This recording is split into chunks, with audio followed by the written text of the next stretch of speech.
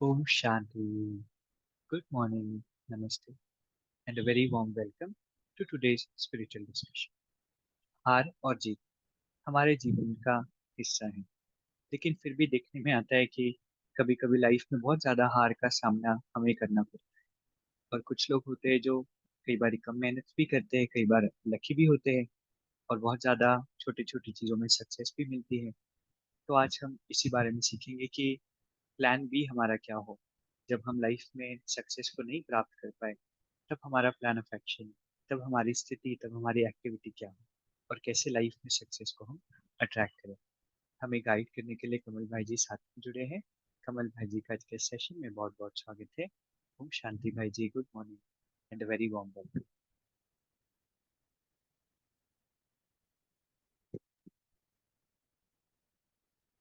Om Shanti. Good morning, everyone. Thank you so much. भाई जी, जैसे कहा जाता है कि सक्सेस के लिए तो हम सभी के पास प्लान होता है कि अगर कोई एग्जाम हम क्लियर हो गए, ये चीज़ हम कर पाए, उस चीज़ के लिए तो प्लान होता है। लेकिन जब लाइफ में फेलियर्स होते हैं तब हम प्लानिंग से नहीं चलते कि चलो इसका अगर कुछ और आउटकम होगा तो क्या हम दूसरे ऑप्शंस एक्सप्लोर करेंगे। तो कैसे हम लाइफ में हार और जीत के खेल को बैलेंस करना सीखें और कैसे सक्सेस को जीवन में अट्रैक्ट करें। बिल्कुल देखिए सफलता एक ऐसी चीज है जो हर इंसान चाहता है जीवन में, है ना। असफल कोई भी नहीं होना चाहता अगर देखें तो। एक छोटा बच्चा भी है अगर वो चाहे पढ़ाई कर रहा है या फिर कुछ भी नया सीखना चाहता है, चलना भी सीखना चाहता है, वो सफल होना ही चाहता है एक्चुअल में। और सबसे बड़ा जो डर है आज दुनिया में, फियर ऑफ फेलियर, है ना, बहुत बड़ा डर है एक्चुअल में देखे तो। और बहुत सारे केसेस में ऐसा होता है कि फियर ऑफ फेलियर के कारण ही हम जितना अपना दे सकते हैं 100% वो नहीं कर पाते। जैसे मान लीजिए कोई स्टूडेंट है और वो उसका कॉम्पिटिटिव एग्जाम है, उसने बहुत पढ़ाई की, लेकिन जिस दिन उसका एग्जाम है उससे पहले उसको एनजाइटी हो रही है, उसको टेंशन हो रही है, डर लग रहा है रिजल्ट्स का। और बहुत सारे केसेस में आता है, बहुत सारे स्टूडेंट्स बताते हैं कि जब एग्जाम दे रहे होते हैं तब इतना फियर कई बार आ जाता है कि हमें पता होता है, हमने पढ़ा हुआ है, वो याद ही नहीं आती है वो चीज़। और जैसे एग्जाम पूरा होता है वो याद आ जाता है कि ये तो ऐसे था, है ना। तो फियर ऑफ फेलियर ऐसे ही इंटरव्यूज में बहुत स्टूडेंट्स के साथ ये होता है कि इंटरव्यूज देने गए, पता है चीजें, बट उस समय बोला नहीं जा रहा है, उस समय कंफर्टेबल नहीं है, कॉन्फिडेंट नहीं है कि पता नहीं सही है गलत है।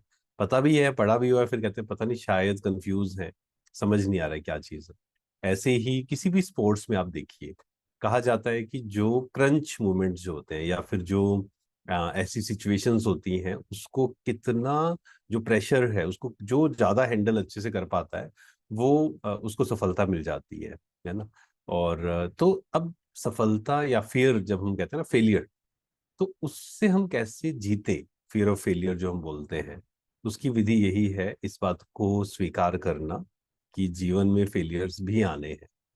कई लोग, अभी एक बहन आए थे तो उन्होंने कहा कि मेरे अंदर ना इतना डर है क्योंकि बचपन से फर्स्ट सेकंड ऐसे था। तो उनको था कि मेरे को इतना डर है ट्वेल्थ के बाद कि ना मैं फेलियर नहीं देख सकती हूँ, मतलब मुझे एग्जाम्स की प्रिपरेशन करनी है, बट मुझे ये है कि मुझे फेलियर पसंद नहीं है। तो कई बार क्या होता है जब हमें वो चीज़ पसंद नहीं है तो फिर वो अंदर इतना ज्यादा डर इकट्ठा हो जाता है ना। तो failure is also a part of life, इस बात को बहुत अच्छे से समझे। जीवन में सुख दुख हार जीत, योगी की निशानी जो बोलते हैं ना, सुख दुख हार जीत, निंदा स्तुति, दोनों में एक समान। तो जीवन में असफलताएं आएंगी, बट अब मेन ये बात किस बात पे डिपेंड करती है, या मेन चीज क्या है कि उस फेलियर से आप कैसे डील करते हैं, उससे कैसे बाहर निकलते हैं, उससे कैसे सीखते हैं, और फिर उसको कैसे आगे यूज करते हैं। That is the main thing. ऐसा नहीं कि फेलियर्स नहीं आएंगे, बट उससे हम सीखते हैं या फिर हम उससे नीचे गिर जाते हैं ना। कहते हैं ना कि मुसीबत सब पे आती है, कोई बिखर जाता है और कोई निखर जाता है। तो फेलियर्स आएंगे, उसमें निखर भी सकते हैं और कई लोग फिर बिखर भी जाते हैं। वेरी ट्रू भाई। और कितने सारे इंस्टेंसेस हम अपनी लाइफ में देखते हैं कि फियर ऑफ फेलियर की वजह से हम अंडर परफॉर्म करते हैं या किसी को देखा होगा जो अंडर परफॉर्म करते हैं। इसलिए जो भी आउटकम है उसको जब हम एक्सेप्ट करेंगे तो हम प्रेजेंट मोमेंट में अपना बेस्ट दे पाएंगे। भाई जी, कई लोगों का ये मानना होता है कि आप पॉजिटिव सोचिए बस। आउटकम फिर आपके फेवर में आएगा। फॉर एग्जांपल हमारा इंटरव्यू है, तो हम प्रिपेयर करें ना करें वो तो अलग मैटर है, लेकिन बस पॉजिटिव हमें सोचना है कि हम हो ही जाएंगे। तो ऐसे हम सक्सेस को अट्रैक्ट कर सकते हैं। ऐसे एग्जाम के भी केस में बात की जाती है। तो ये किस तरह से लॉ ऑफ अट्रैक्शन सक्सेस और फेलियर में वर्क करता है। बिल्कुल, देखिए अगर इसको हम एक एग्जांपल से लें, मान लीजिए क्रिकेट मैच से एग्जांपल लें। दो टीम्स हैं, आपस में खेल रही है, ठीक है। अब एक टीम के जो मेंबर्स को सिखाया जाता है कि आपको पॉजिटिव सोचना है कि जीतेंगे ही, कुछ भी हो जाए जीतना ही है, राइट। और दोनों टीम अच्छी है, मतलब दोनों कॉम्पिटिटिव हैं और दोनों का जो स्ट्रेंथ है ऑलमोस्ट सेम है।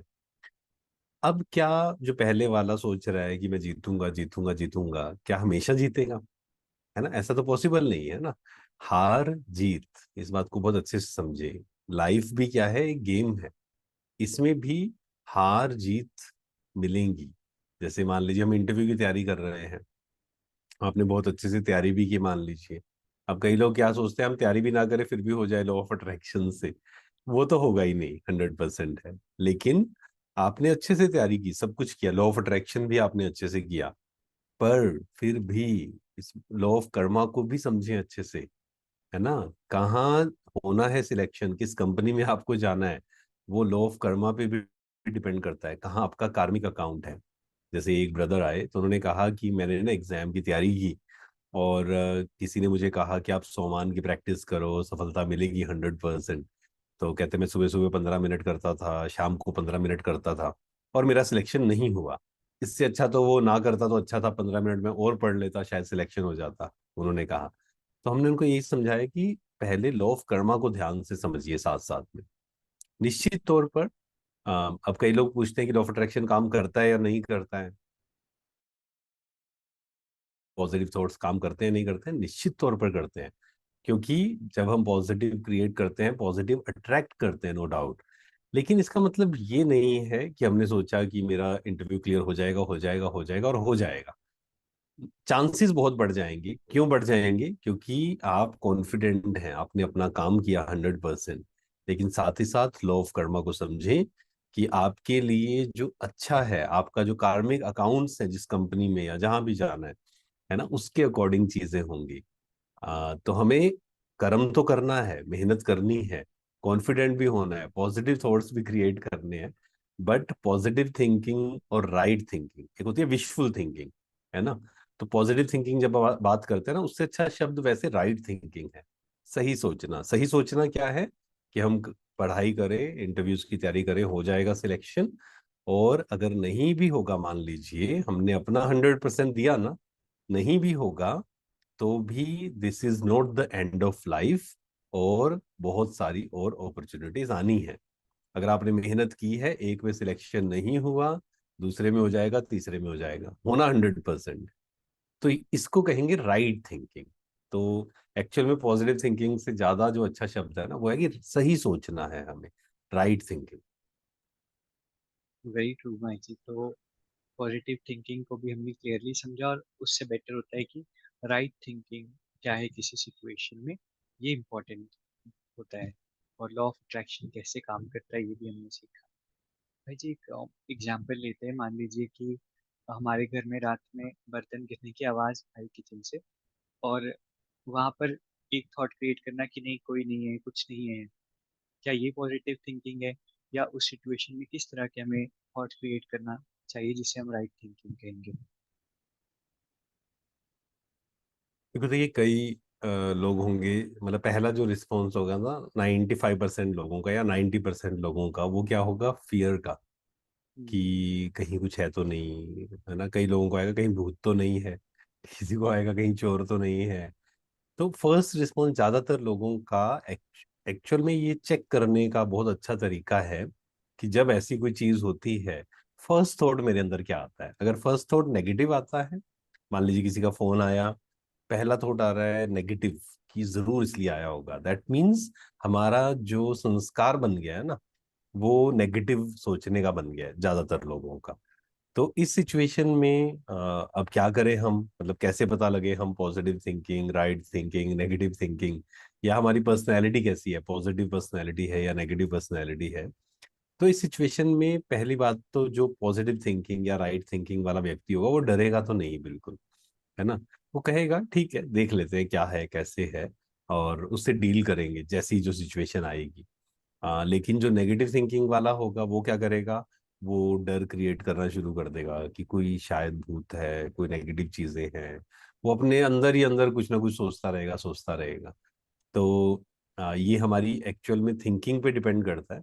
और आध्यात्मिकता का मतलब ही एक्चुअल में क्या है कि वो जो नेगेटिव बायस है ना, या नेगेटिव सोचने का संस्कार है, उसको शिफ्ट करना है हमें पॉजिटिव सोचने में, राइट थिंकिंग। वेरी ट्रू भाई जी। तो बहुत क्लियरली हमने समझा, क्योंकि कई बार हम क्लैरिटी से समझ नहीं पाते कि किस तरह के थॉट्स हम क्रिएट करें। आज हमने पॉजिटिव थिंकिंग के बारे में सीखा, कैसे हम फेलियर से डील करें इसके बारे में सीखा। कल हम फिर स्पिरिचुअल डिस्कशन के लिए साथ में जुड़ेंगे। आज के इस खूबसूरत सेशन के लिए आप सभी का, परमात्मा का और भाई जी का बहुत बहुत शुक्रिया। ओम शांति भाई जी, थैंक यू वेरी मच। ओम शांति, थैंक यू वेरी मच। अभी हम 2 मिनट के लिए मेडिटेट करेंगे। पूरा ध्यान खुद पर। मैं शक्तिशाली आत्मा हूँ। I am a powerful being.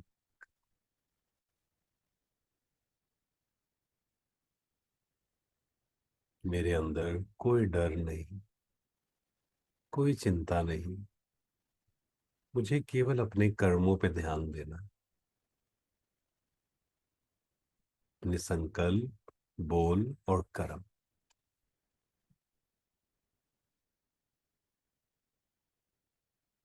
उसके अलावा कोई चिंता नहीं। क्योंकि अगर मेरे कर्म श्रेष्ठ हैं तो मेरा भाग्य सुंदर होना ही है।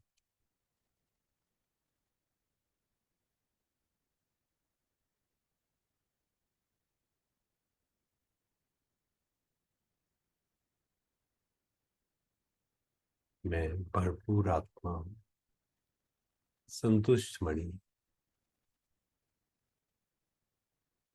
ओम शांति। शुक्रिया, शुक्रिया।